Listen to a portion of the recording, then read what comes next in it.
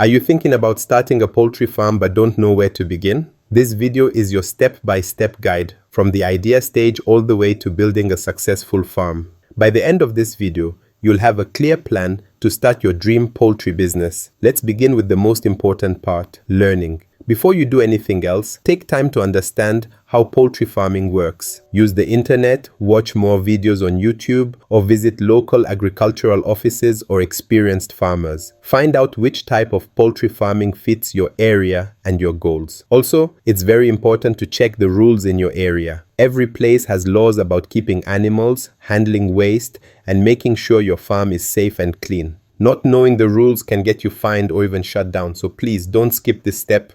Next, think about who will buy your products.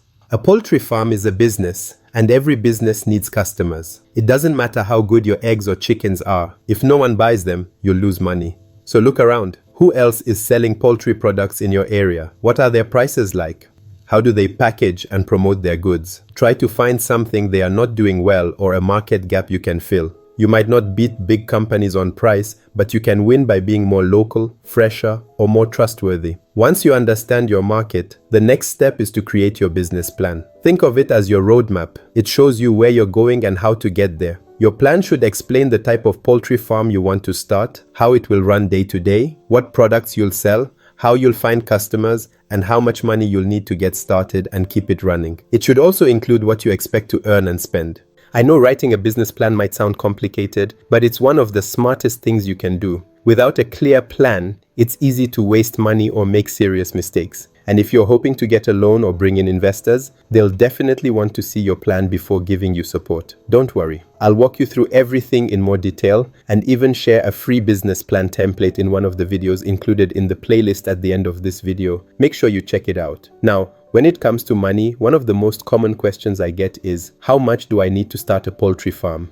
The honest answer is, it depends on how big you want to go. But don't worry, I've made it super easy for you. I've created a simple tool that can give you a full estimate in just a few minutes. You just enter the number of birds you want to raise and a few other details. The tool will automatically calculate your total startup cost, suggest the right chicken house size, tell you how much feed you'll need and how much it will cost, list the equipment you'll need, and even show you your expected revenue, profit, and more. I've added the link in the description below. Once you click it, you'll also see a short video that explains how to use the tool step by step. It's simple, fast, and super helpful, so don't miss it. To understand your costs, think of them in two main parts. First, there are the startup costs. These are the things you buy once, like land, poultry houses, feeders, and your first batch of chicks. Then, there are the running costs. These are the expenses you'll have every month, such as feed, water, electricity, labor, and veterinary care. Feed alone can take up to 70% of your total expenses, so it's important to plan carefully. Also, make sure you have enough money to keep your farm running for at least 5 to 6 months if you're raising layers and don't have a steady income yet. That's because layers take time before they start laying eggs and bringing in money. Chickens don't grow or lay eggs overnight, but if you're raising broilers for meat, they grow much faster, usually ready to sell in just 6 to 7 weeks if you manage them well.